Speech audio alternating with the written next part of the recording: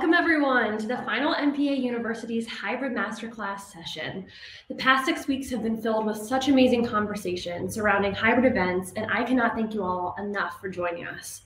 For our final session, we're going to be chatting with Joe Schwinger, who is our Chief Innovation Officer at MeetingPlay plus Eventry, and Jen Ammon, Senior Event Manager at Databricks, to break down the biggest lessons they have learned during their experience planning hybrid events. With a background in e-commerce, Joe has extensive experience providing customer-facing solutions on a global scale. Before co-founding MeetingPlay in 2011 and beginning to serve as its CEO, he built and led several successful business initiatives. Prior to his entrepreneurial experiences, he was key to developing global e-commerce solutions with individual properties for Marriott International.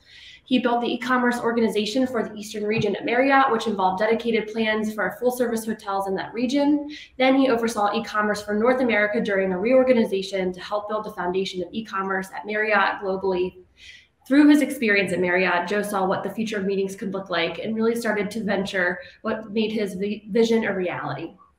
Jen runs the strategic and internal events function for Databricks. She has run everything from one-day roadshows to their proprietary Data plus AI conference.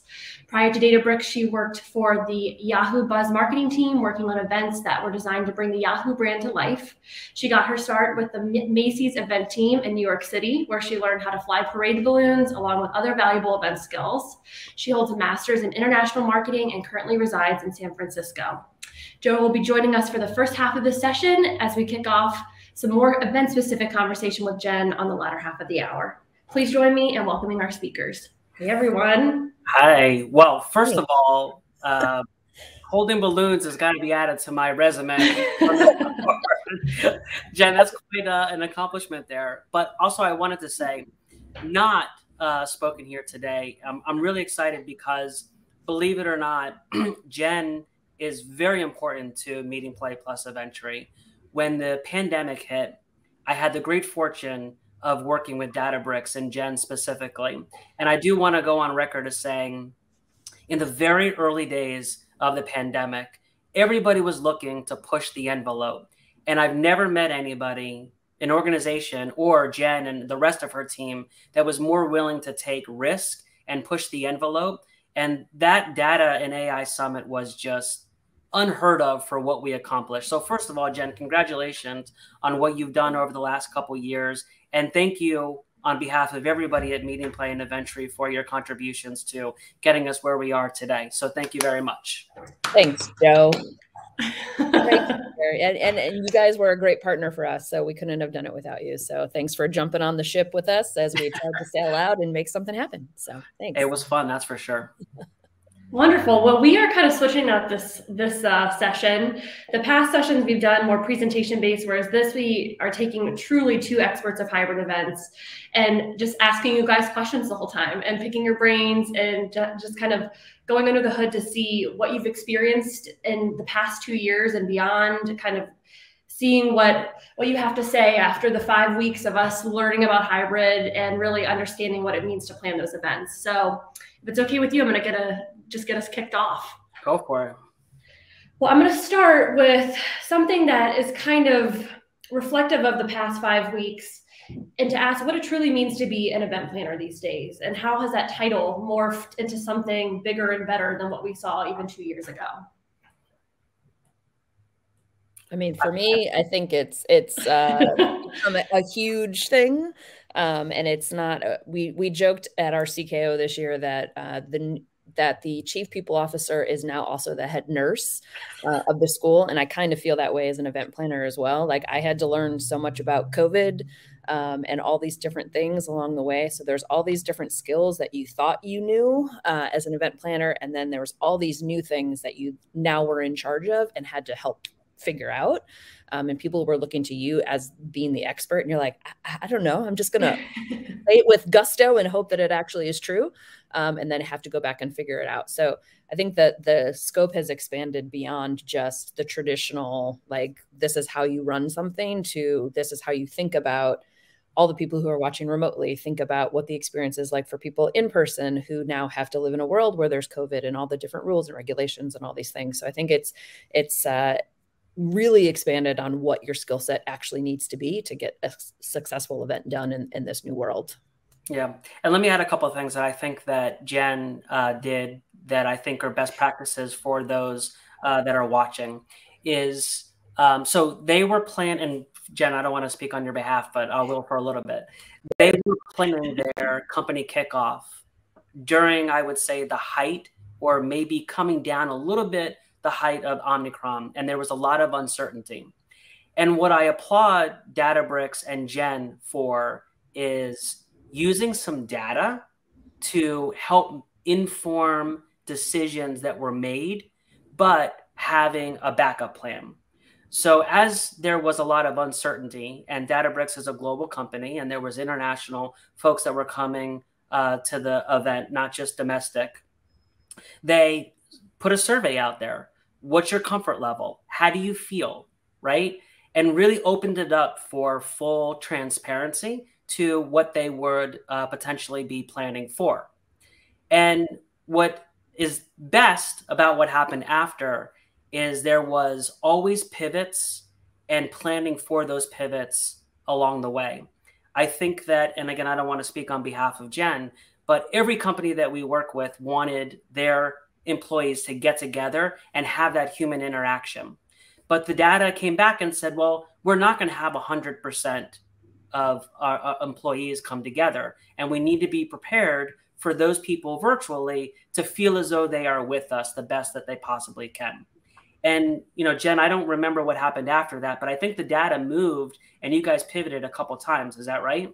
Yeah. I mean, we shifted many times in thought process. We shifted many times in what we thought was actually going to ring true. You know, when we first started, we were like, maybe 10% won't come. And then as Omicron started, it was right when we were about to launch registration. And then it really became a thing of, do we feel comfortable still doing this? Because we do want people to, you know, come. I didn't want to be a super spreader event, right? Like I didn't want people to come and be like, hey, thanks for having this. You know, you made me come and now I have COVID. So we really, to your point, we sent a lot of surveys. We got a lot of feedback. You know, we spent a lot of time with our CEO. We spent a lot of time with our chief people officer. We spent a lot of time, we hired a local hospital to help advise us on COVID protocols. And we, you know, set rules forth and we said, these are the rules and this is sort of what it's going to be. We didn't really pivot from that really in a lot of ways. Like that was the one thing that we were like, even though the rules changed in, you know, in the location, we didn't change the rules for the event because really people made decisions based on this. We can't then change what the protocols are actually going to be. So yeah, we spent a lot of time, a lot of questions. I think our COVID protocol document on your site, on the registration site was probably about 7 pages long. So many questions because people, you know, were really concerned about it. And it was something that we definitely didn't want to put anybody in any danger. We really wanted to make sure people were comfortable. And, you know, I met with e-staff almost every other week just to talk about like where we are, what the comfort level is, all that stuff. So it was plan upon plan upon plan was really in place. Yeah. And, you know, outside of the engagement features, which I'm sure we'll get to, the other thing that I would compliment the team on is something that I've been talking about for over a year now is there's two things that I always make a recommendation when people ask me, how do you plan the best hybrid event? So the first is have everybody at the starting line together, right? So the planning team, the agency, and technology were all at the same starting point in planning moving forward, which allowed for all of those changes to happen in real time as data was coming in. And then the second was, I think that Databricks as a company planned this event through the lens of safety, which is always number one, if not number two, right? So when you even look at the touch points with the registration on property, they were separate from badge pickup to allow for there to be walkway and, you know, to combat social distancing the best that you possibly can with 1,000 people showing up at the same time. So I applaud everybody being at the starting point together, planning a safe and engaging event. And then, you know, lastly, through that lens of safety, everything was kind of checked and balanced that happened on property. Yeah. And I know when we had talked, I think in our reskilling the events workforce, we had seen quite a lot. That was with Type A, who talked about that, who I know you guys have worked with, and just truly like how in depth that process got, and how you have to almost over plan. I think that's kind of what you're talking about too, Jen, is you have to plan for the plan B, C, all the way through Z at this point. And so from that, do you think that's going to continue on? Or do you think as variants kind of slow down, do you think planners will loosen up a bit and not have to do so much? Or do you think it's kind of the new way that we're going to have to think about events moving forward? I think it's definitely something, at least in the short term, that we're going to have to think about, because even if, as a lot of cities are relaxing regulations, I think San Francisco is changing the rules on April 1st. Like, mega events no longer require vaccines. They recommend them, but they don't require. But you still run the risk of something happening, right? Like, so you have to be prepared for that, even if the rules have changed. People are still coming to your event. They are still interacting with folks. You need to understand what happens if somebody tests positive. What's that reaction going to be? For us, for CKO, it was an internal event. Like, what is the protocol? Like, what do we have to do? If somebody tests positive, what is the reaction? What do we deliver? Like, we had teams that were delivering snacks and foods and all these different things and checking in on them every day. And then there's testing and all these things. So no matter what happens in the short term, you're going to have to be prepared for anything to happen. And I think that's the tough part, right? Is like, you plan for it, you bring your umbrella hoping it doesn't rain. And this is what's going to happen, right? Like, you have to have a plan for it, because the last thing you want to do is then be forced with that situation in the middle of it. And you're trying to run an event and you're trying to figure out what to do here. So you're going to have some sort of plan in place, and hopefully you don't have to use it, but it's got to be there. Otherwise you're going to be shooting yourself, because you're like, I can't believe I didn't prepare for this. And now Right. I'm worried. And what am I going to do? Yeah. Yeah, a couple thoughts for me on that. First of all, I'm stealing the bring your umbrella and hope you don't have to use it. Thanks, Jen. So I definitely think that there's a variation to all of that. However, what I would say, and MeetingPlay eventually tends to work with a lot of corporate customers, is at the end of the day, what Jen said is true. Like, your name is on the line, right? And if even one or two folks get COVID, and even if it's not severe, you're still ultimately, at the end of the day, your name is associated with an event where people may have fell ill. And you need to keep that in mind.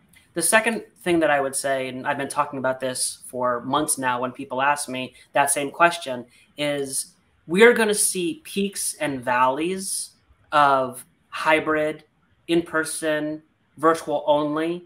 But I really honestly believe that we're about 6 to 8 months from us being in the groove to really understand where technology fits in to this curve that we're talking about. And what we've been saying is, and we're still seeing this today in our planning, is if you look at corporate events as a marketing funnel, which they typically do, at the top end of that funnel, we want really big reach. And that's where virtual or hybrid is going to play. But when you get down to the lower end of the funnel, so part of Data and AI Summit, Jen does massive training for thousands of people.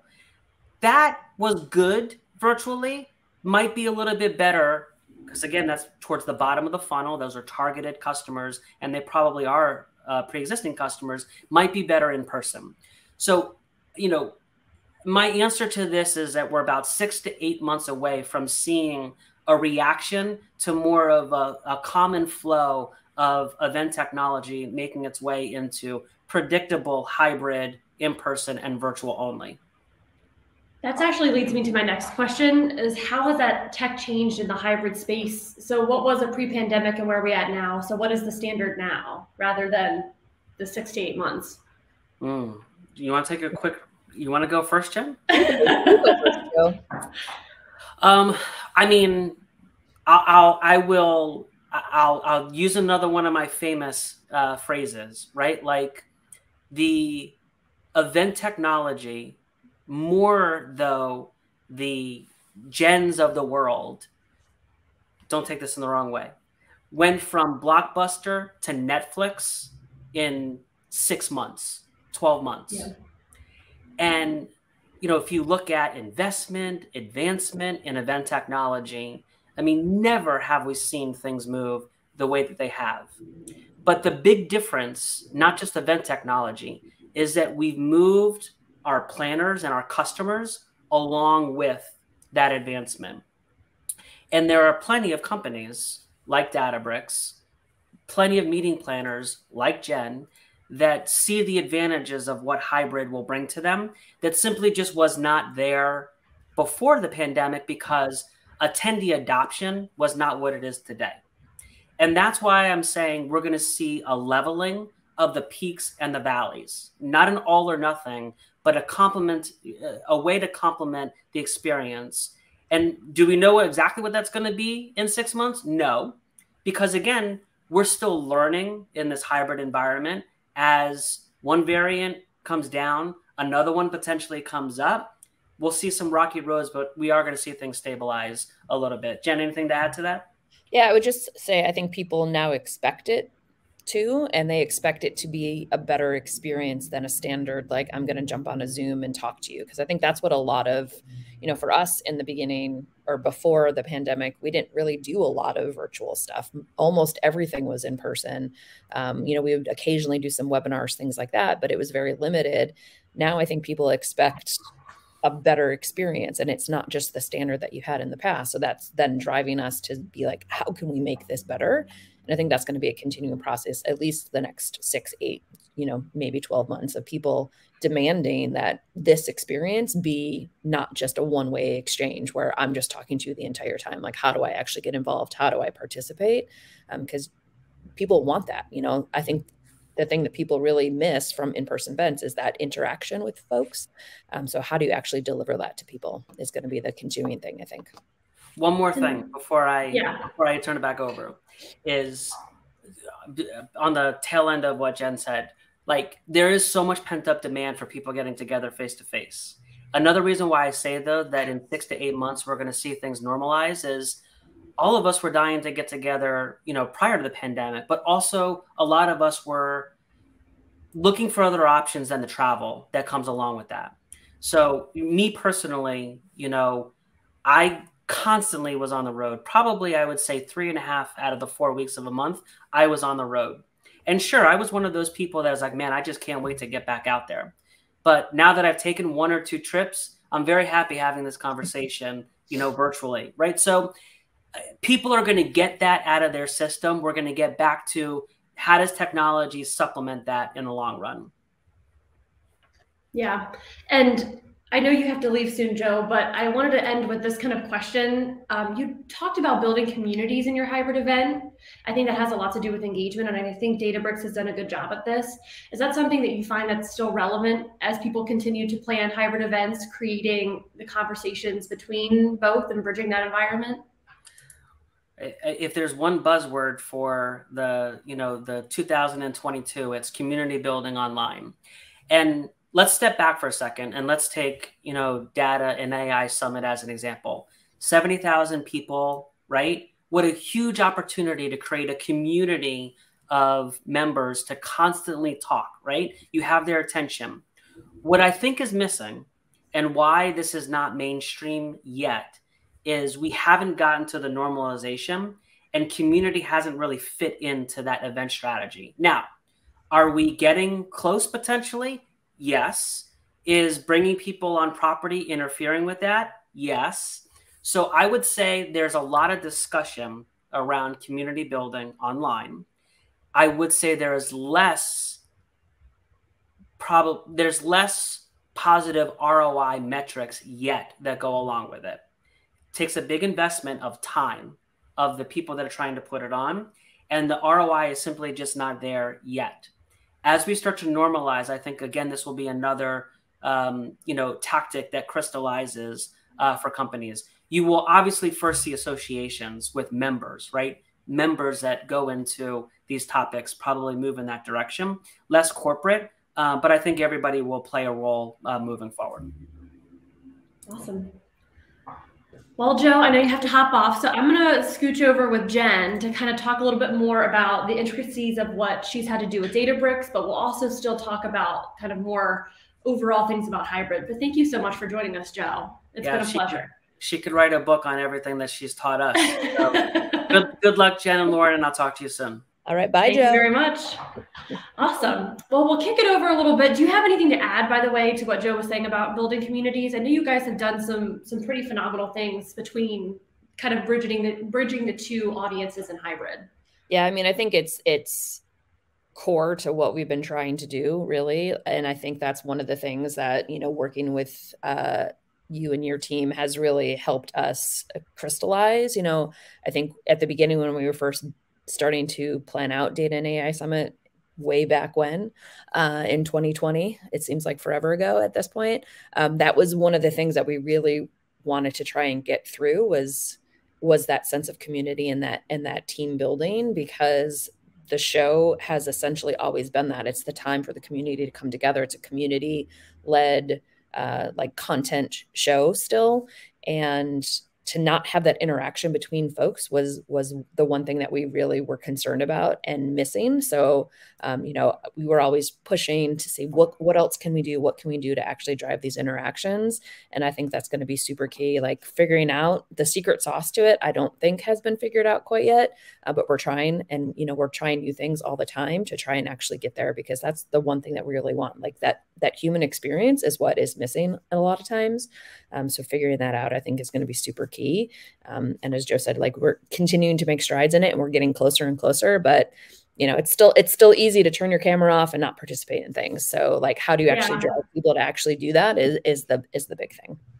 Yeah, that's been one thing that I've seen just overall, no matter what type of event you're in, if it's hybrid, it's really hard to get people to just genuinely participate with each other. I think it's a lot easier at let's say a trade show, and you're walking around and you come up to a booth and you see someone and you get that kind of initial feel of someone. For those people who, one, don't like to chat and network, it's ultra hard to get them to do it. But from, you know, the people who come with the intent to, yes, I want to communicate with the virtual audience, or yes, I want to try out all this new tech and opportunity, do you find that those are your early adopters, or does everyone kind of try their hand at all the new things that you're trying to connect both with? I think we find that there's like the standard folks that are always going to be the first ones in because they really like that interaction, and trying to drive them to create ways to get other people to talk is one of the things that, you know, we're looking at is like, how do we get those early adopters, the ones who are most interested in doing it, to actually do something that then sparks that bug in somebody else to participate. So, you know, we've done a lot of things around, you know, points gathering, like you interact and you get points. Everyone loves free stuff. Like, how can I win more things? Well, you know, interact, do certain things to actually drive that content, and those people connecting is one way to actually get people to participate. But it's really hard because it's the same. If you're outgoing and wanting to talk in person, you're going to be that same person a lot of times virtually. And then it can get dominated by that person, right? So you also have to be careful of that. So, you know, we've really tried to have moderators in rooms to make sure that it's not just the same people speaking up all the time, so that it's, you know, other people actually have a chance. Because the worst thing that can happen is you're in a room with somebody who's really dominating, and then you are now intimidated to speak even more. So trying to figure out like how we can actually make people feel comfortable and actually do that. So a lot of the times we require, you know, cameras on if you're participating, because it's easy to not engage if your camera's not on. So you know, we really try and push that, because that's one way you can get reactions from folks, or you can say, oh, Lauren, you know, you smiled at that, you know, do you have any thoughts on it, as a way to get people to actually interact.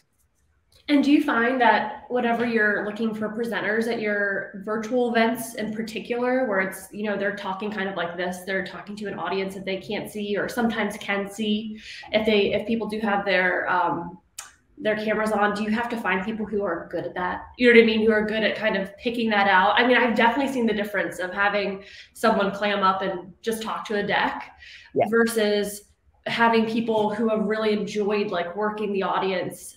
I've experienced that as an attendee, and I tune out whenever it's just like super. You have to be engaging, right? Like, yeah, you can't be just reading slides. Like, people can tell if you're just reading slides. So you have to be engaging. You have to be a little bit off the cuff. Like, you want to know what you're talking about, but you also have to have some personality in there. I think what I've also discovered is that some people who don't like to present in person are much better at it virtually, because it's much easier to have a conversation. I'm having a conversation with you as opposed to seeing, 9,000 people watching me. And some people have really, flourished in that, because it takes a little bit of the fear away, because you can't actually see people reacting to you. So that's been an interesting thing to see is the difference between those who can work a room a little bit better than who can work a virtual room. And it doesn't always translate, which was an interesting thing to actually learn. So, we definitely look at presenters. A lot of our topics are very technical. So it's a lot of folks who can really speak that technical talk, but you also need to be able to engage with folks. So you need some people who can actually, bring a little vibrancy to the topic. And there's going to be the times when it's literally just like code. I just want to see that. I don't care about that. So you have to know the audience that's coming to the session as well, right? Like it can't just be, it's not one fits all in the situation. You have to understand who you're talking to, what the audience is, and what type of presenter is going to be the right one for you. I think that's great. So I wanted to talk a little bit about how your events at Databricks have changed kind of quite drastically in the past 2 years. Like you said earlier, you were primarily live. So, and now, I mean, you've had some of the most robust virtual and hybrid events that I've ever seen. So can you walk us through that journey of, going from live and kind of what it took to get you to where you are now? Sure. Yeah. I think, we were all a little surprised at what it took in the beginning. I think everyone sort of had this feeling like, okay, we just take all the content, we put it online, and it just runs, and it's going to be great. And I don't think we really thought about what the back end of it really looked like and the preparation that it really took. So I think we walked into it, like, this is not going to be that difficult. And then you're like, oh, this is probably actually harder than doing an in-person event. Partly because, you've had so much experience with in-person, and now you're pivoting totally to something new and different and having to learn a new skill set along the way. So I think we really looked at it from the perspective of how do we keep the community feel? How do we keep that engagement, that interaction in a virtual world? And how do we accomplish this? And how do we make it so that people actually participate, right? Because you don't want to do all these things and then people don't click into, we would do, for our CKO, we would have Pilates breaks and like movement breaks and dance classes and all these things. Like, what if no one actually comes? It's like you're having a party and no one shows up. It would be the worst thing in the world. And all the time and effort you put into it is not really reflected. Like, the audience has no idea what it actually takes to do all these things. I mean, I think I remember, when we did Data and AI Summit, we had 14 concurrent sessions running. We had like over 200 pieces of content running, and understanding that a speaker had to be associated with a session to have the permissions to go in there and answer questions and do all these things. And it's just like, you don't think about what that aspect actually is. So getting just a real understanding of what we actually had to do was the first step, right? Like, we had to get our agency on board. Then we had to, get you guys on board. And we really had to think about, what does this planning process look like? What does the timeline actually entail? Because it was different for everybody. Our creative elements that we needed were different. Content, like, how do we actually run content? We had to record everything. Do we have to review everything? So all these different processes had to be put in place. And the number one thing that we really had to do is get that timeline together. Did that timeline work? No. It rarely does. Many times. I think, I'm sure we had some choice words probably from your side of the house with things not being due on time over and over and over again. But to us, it was a whole new learning experience. So trying to figure out what those things and those steps actually were. And now we have a really good playbook, but it was all trial and error. And it was a lot of learning that first time around, because you don't know what you don't know, right? And so for us, trying to figure out what we don't know was a big learning curve. But, getting the right agency on board, getting, your team on board, and then figuring out what that timeline and that work back schedule was super key to getting a successful event. Were we still making edits and doing things until day of? Yes. Were we still uploading videos until day of? Yes. I'm sure Joe would love to talk about that again. But it was all things that we had to do, right? Because we we also live in a world as event planners where you're expected to make things happen all the time. And people don't understand, again, what it takes to actually do things. So doing it in a virtual world when things have to be up, it takes hours to upload videos. Like they don't think about things like that. So it's your job also to make sure your stakeholders really understand what the situation is, and when no actually means no, we can't get this done anymore because it's literally too late into the planning cycle. So long process, long answer, sorry. No, I think that's really important to showcase that. I think timelines are something so vague because in a perfect world, you have all the time in the world, or you say as you know, as far out as you can plan, that's perfect because of what you just said, of all of the things that pop up. The creative, I think, is one that I, as a, planning events, or seeing events planned that like you don't think about when you move from a live to a hybrid event, because now you have two sets of creative you have to do. There's so many different opportunities within a virtual environment, especially if it's custom. You know what I mean? Like, what does that look like? How does the user experience, how is that affected by it? And so that's something that actually takes a lot more time than I think most people would think of. But then also just padding in time for the things like you just said, like uploading videos takes forever, or, getting things like your content transferred to a virtual environment that makes sense takes forever. So I think just the trial and error has been across the board for all event planners. The trend of the past 2 years is we've just kind of had to do it, and you learn through it, and you've improved every, you kind of have to one up yourself every single time you do a new event because of all those new learnings. But at the end of the day, you come up with so much more innovative ideas, and you're just better prepared overall. Yeah. And then it's always, you have to then do better than you did the last time, right? So then it's okay. Don't give me all the secrets, because I need to then come back with something new for the next time around, because you need to make it different and engaging the next time. I think we all thought, if you look back at the news reports when, the pandemic first started, it was like 6 weeks and we'll flatten the curve and we'll be back, 2 years later. So, yeah. It's how do you continually improve on the process and make things entertaining and viable enough that people are like, okay, yeah, I can come back to that because there's going to be enough stuff for me to learn again or engage in. And that's, I think, the tricky part is, how do you constantly evolve and push the limits even more? Yeah. So now that you've kind of had some of those events, whether they be virtual or hybrid, what are some of the biggest learnings that you found, these past 2 years? To me, and I think I told you this once already, is like hybrid doesn't exist really for us. I think we kept saying for our CKO this year, it's hybrid, it's hybrid, it's hybrid. And then, we had a conversation. It was like, it's not really hybrid. It's two things happening at the same time. It's a live event and it's a virtual event happening at the same time, because all of our content was live. We had breakouts. We had, each department had a breakout with multiple breakout sessions within that breakout. It's not just I'm showing content on one stage and people are watching at home and that's it. And that's the shared experience. We had team building experiences. We had, movement breaks. We had all these different things happening, and you have to pay attention to each audience. You can't look at the audience as one thing because they're having a different experience. So you have to look and think through the process for what each person is experiencing. You can't say, okay, I'm just gonna give this and that's it. Of course, in-person experience is generally going to be a better thing, right? Because you're actually interacting with people. So how do you make those people at home still feel like they're part of it? So I think that's the biggest learning for me, is just to think of it as, yes, it's one group coming together, but it is two separate experiences, and you can't shortchange one for the other. Likely you're going to spend more time or energy on that in-person experience because there's a lot of levels of intricacy, but there's so many things that you need to do for that virtual audience that is not just saying it's hybrid and we're done. You really have to think through that process. So that's for me, number one. I think the other thing is also timing. There's never enough time.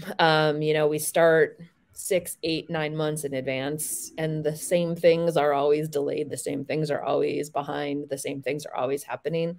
There's never enough time. So, give yourself as much leeway as possible, but it's, the sooner you start, obviously the better. But my feeling is also, if you give people enough time, sometimes they change their mind, so you can get an answer on something in June, and guess what? In September it's changed, and the show's in October, and you're like, would have been great. So that's really the big thing for me. It's like, the timelines, give yourself as much time as possible. You have to also be prepared for not understanding the things that you're not going to understand. Like, I had no idea. We had backup plan to backup plan to backup plan when we ran Data and AI Summit the first time. Like, what happens if this fails? What happens if this fails? What happens if that fails? There's many things I had no idea. And now I'm starting to have to become an IT expert on top of all these other things. And luckily we have really great teams that can support us on these things. But what is that going to look like if something fails? What if we have to pivot? What if this happens? What if somebody gets in and makes comments? There's all these different things. So just be prepared to not understand everything. And you're going to have to learn along the way. And I think that's super key. And I think if your stakeholders understand that, because they're looking at you as the expert, and you're like, still trying to figure it out. Like, they have to understand what the playing field is as well, that this is a new thing that you have to consistently keep learning, because things keep changing and people want new things and there's new ways to do it. Like, even between our last Data and AI to the one the following year, things had changed. So how do you actually continue to pivot and to learn and to grow? I think that is, first off, just a phenomenal kind of summation of what we've been trying to kind of tell as a story the past 5 weeks. I think it just kind of, one, giving each other some grace as we learn all of this and do all of these things, and giving yourself grace as you plan through all of that, because it's constantly changing. It is truly like shifting every day. I see it from the tech side.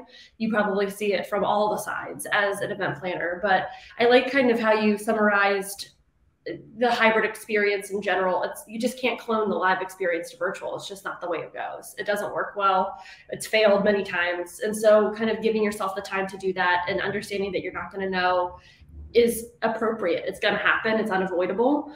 So having good partners is key. Like, you have to have people that are in your playing field too, because if you have, let's say, someone who is not reliable or something happens and they don't have a fix, you can have as many kind of contingency plans as you want.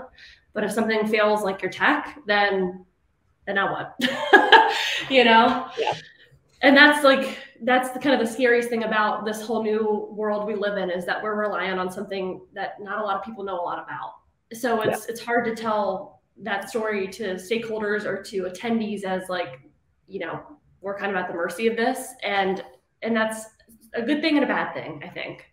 Yeah, I think it's hard when you're in the position of the planner and you're used to being able to fix problems on your own. And if you couldn't fix it, you could go stand in front of somebody and be like, I need the cupcakes on the 3rd floor now. And, right. What would happen in the virtual and the hybrid world, there's a lot of things, to your point, out of your control. And, it is, I need this to happen now. And you're waiting for people to like diagnose the issue. And there's people behind you saying, what's the answer? Why isn't this, why is it not working? What's happening? And there's so much that you can't control anymore. So, to the point of, you really need really good partners, because you need to be able to trust. And I think that was the biggest thing for us going into Data and AI Summit, which was our first virtual event, was, do we have somebody we can trust? Like, what if the platform falls over? Because we had seen all these other events that had pivoted really quickly and they were on platforms that had fallen over. And we're like, that would be the worst thing in the world if we're now in this situation where we have,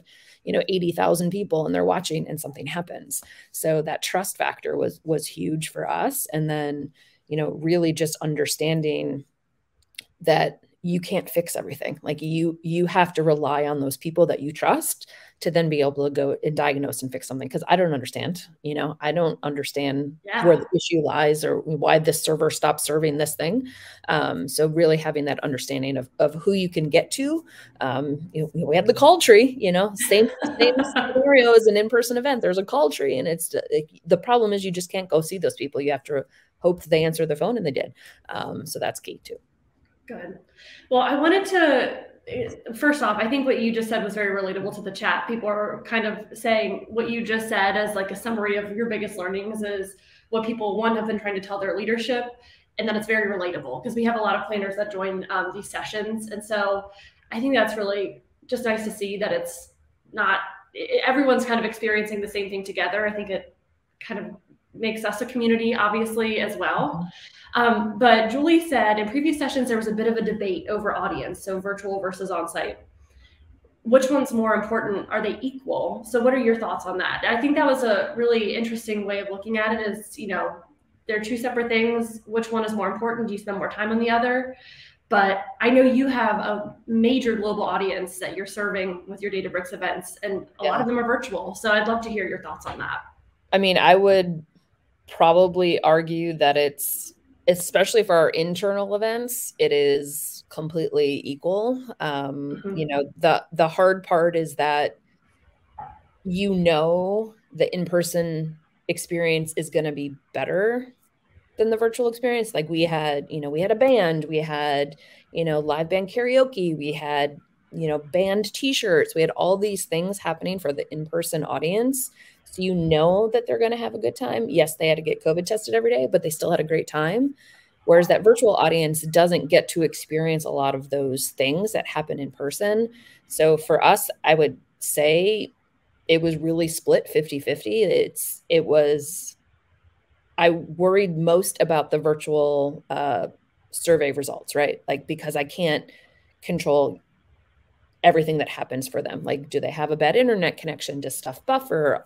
You know, was the time zone wrong? Because we're also trying to communicate with the global audience. And yes, we had replays and things like that happening, but you still don't experience, there's, you know, 1,500 people in a room watching something, reacting to something, and you're behind by a day.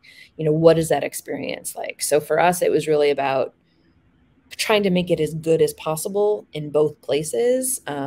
And for an internal audience, I really have to say it's split. I think externally, you know, it's hard because they're all future customers, right? And you want to make that experience good for them as well.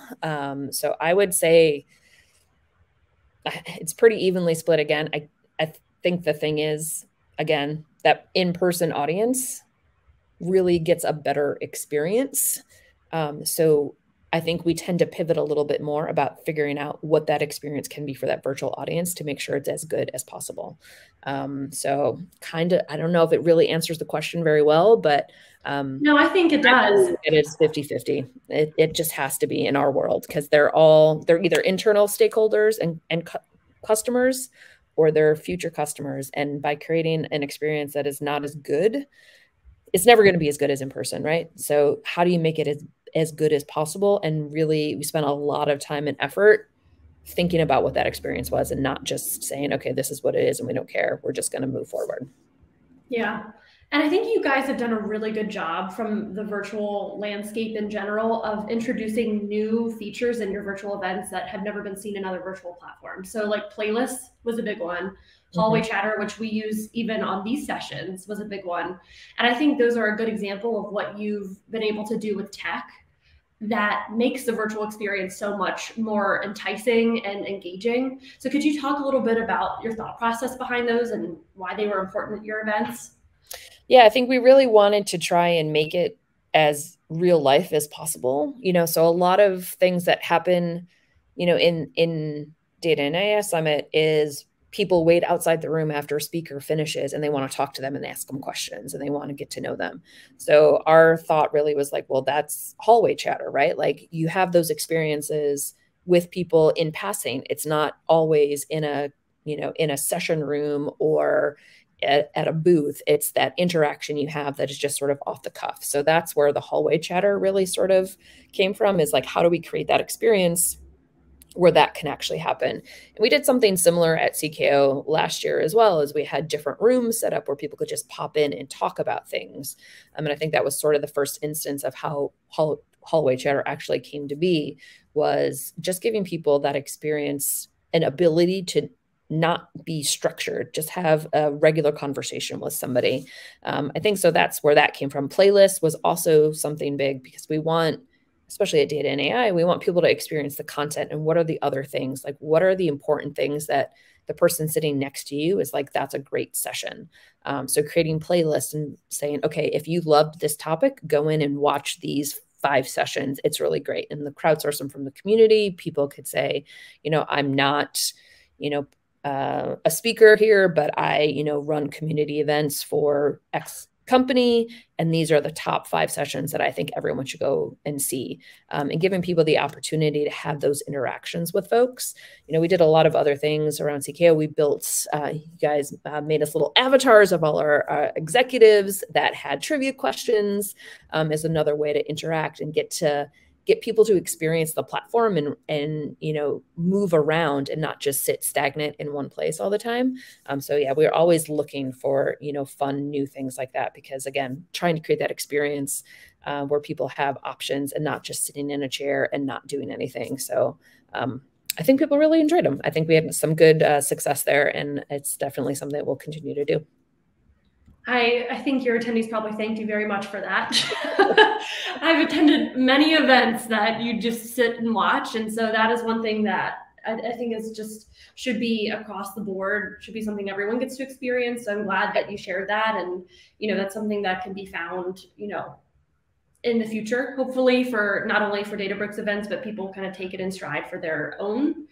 So kind of on that vein, did you find you were more inspired with just the tech available, not just with MeetingPlay, but just overall in the event space to be able to introduce those more creative experiences, or did it make planning kind of harder? Did it make it more muddy almost? In some ways it made it harder because there were a lot of things that we were like, okay, great, but how do we make it different? So I think, and we really wanted to try and push the envelope in a lot of ways of like, here are the things that are available and accessible and different ways to actually think about it.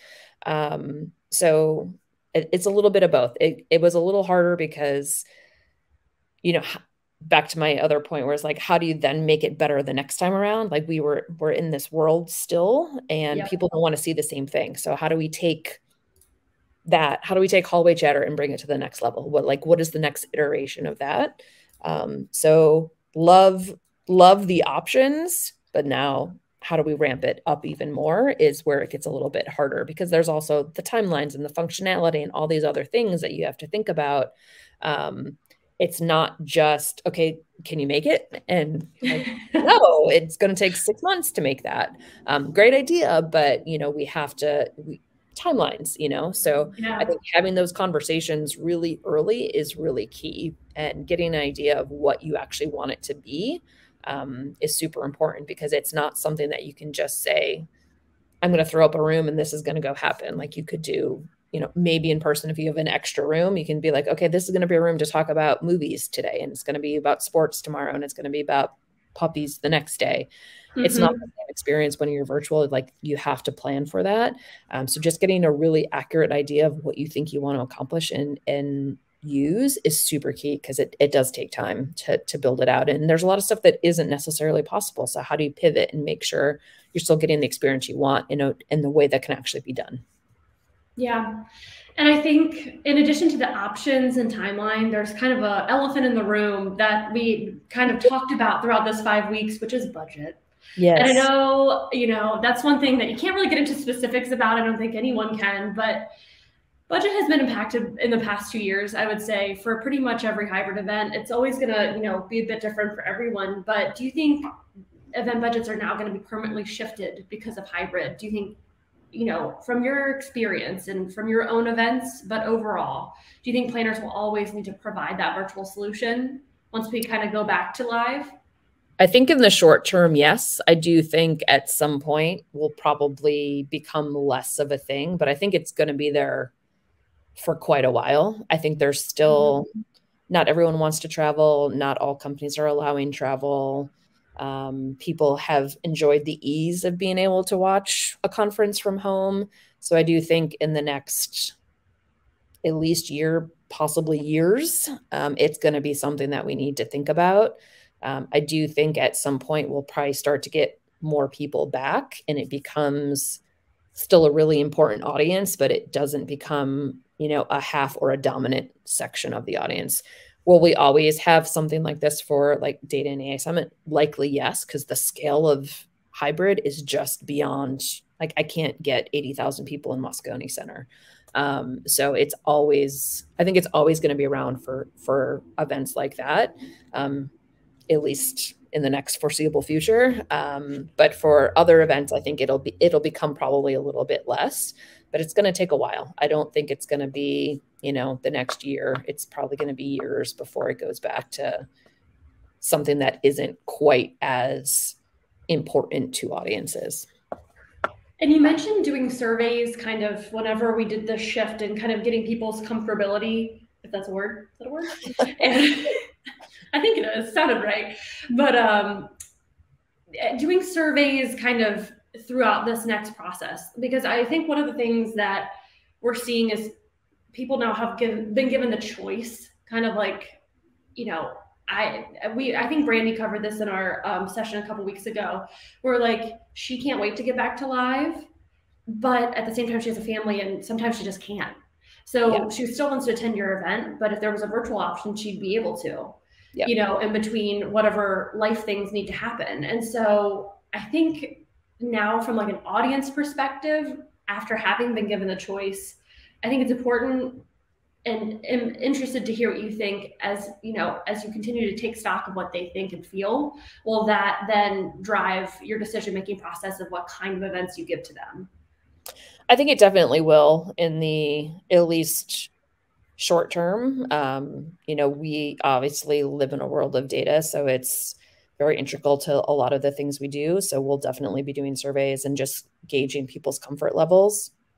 You know, I think there's still a lot of uncertainty with new variants and things like that. So I think a lot of people are still tentative. You know, that there's a desire for it, but there's you know, I don't know what's going to happen, or I have, you know, kids at home that I don't want to get exposed, who can't get it, or I have elderly parents, things like that. So I think there's always going to be that level of people who definitely don't want to do it. So we will continue to survey, and we will continue to, you know, read the audience and see where we get to, and, you know, make those decisions based on the data that we're getting.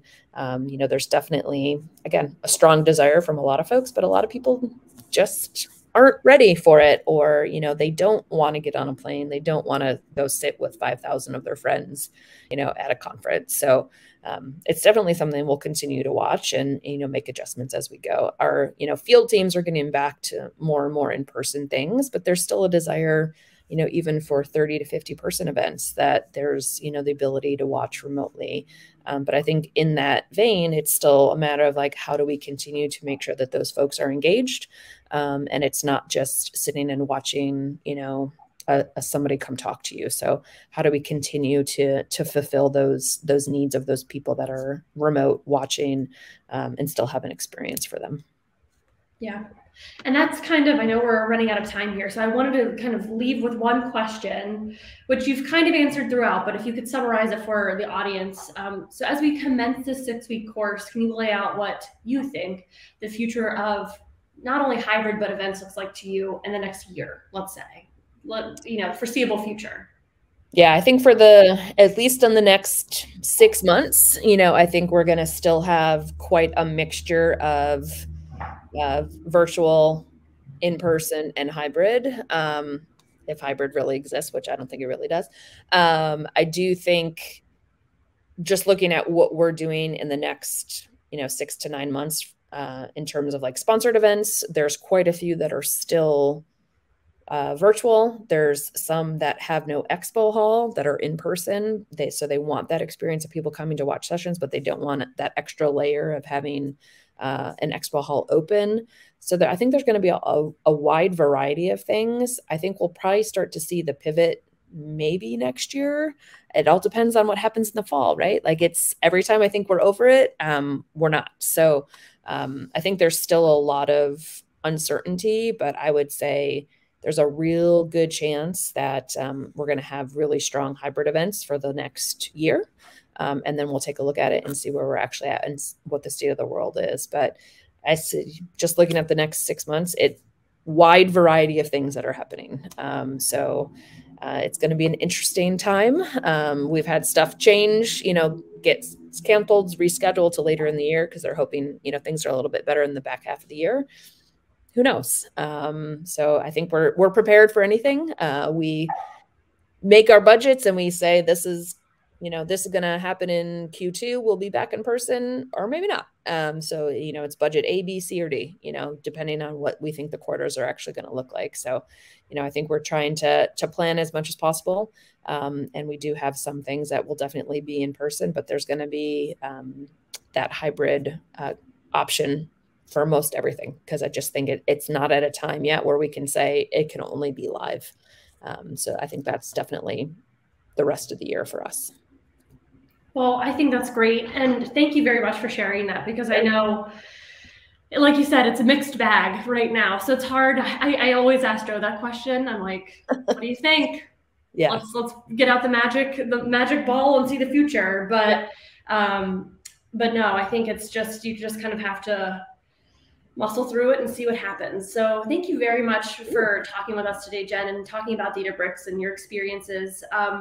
I know we are going to be opening up hallway chatter after, but you kind of left us off on a high note. This is the end of our last session of the masterclass. So just to our audience, thank you so much for registering, attending, interacting, giving us your questions and thoughts during it, because truly this was meant to be not just like a learning event, but just a conversation between, people who are all going through the same thing. So I hope everyone took a lot out of it. Just to kind of go over some housekeeping before we leave. In the platform, there is going to be on-demand content every session. All 6 sessions will be available for the next 30 days on the platform, each of which you can get 1 CE credit for. And that is going through the Events Industry Council. So once that is all finished up, the 30 days ends, everyone will get their credits. We also have tons of downloadable content. We have some of the decks that came through from the audience that had requested them. And every single session, each 6 sessions has its own big piece of downloadable content that summarizes what you learned, but also has tons of other learnings for you. So please take them. They're free.